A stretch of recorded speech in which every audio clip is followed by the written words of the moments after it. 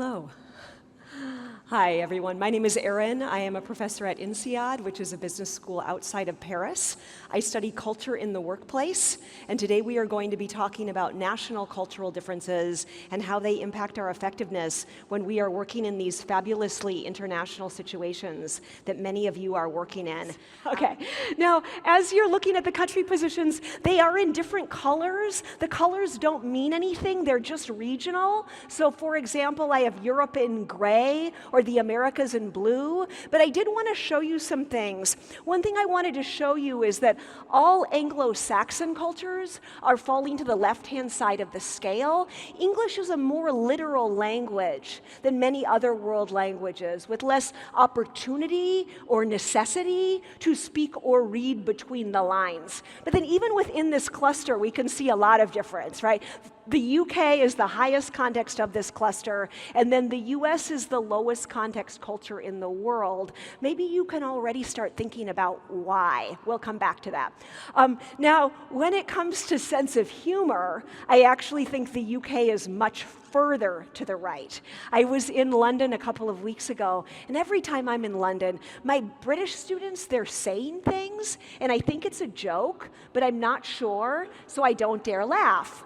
And I'm always saying, you know, if you would please do what we do in the US when we make a joke, which is that we make the joke, and then we say, just kidding. And then because we've said just kidding, then the person knows they can laugh. They don't like to do that. Now, I have a brand new example. I have a brand new example from a Portuguese student who was living in Silicon Valley. Okay, Portuguese guy living in the US, right? And he said to me, Erin, it's not the end of the story. And I said, okay, what's the end of the story? He said, well, in Portugal, if you make a joke and the other person thinks it's funny, then they laugh. Okay. He said, but in the US, if you make a joke and the other person thinks it's funny, then they say, that's funny. Now, I had never reflected on this, so I thought about it, and I said, you're right, we laugh and we say that's funny. And he said, no, Erin, I've been observing this carefully. The laughter is optional. At which point I said, that's funny. Okay, so you're starting to get a feel for this dimension, right? We can also see that all Latin cultures are falling kind of mid-right on the scale. So Latin languages like your own are more high context in themselves, leading to this kind of cluster here.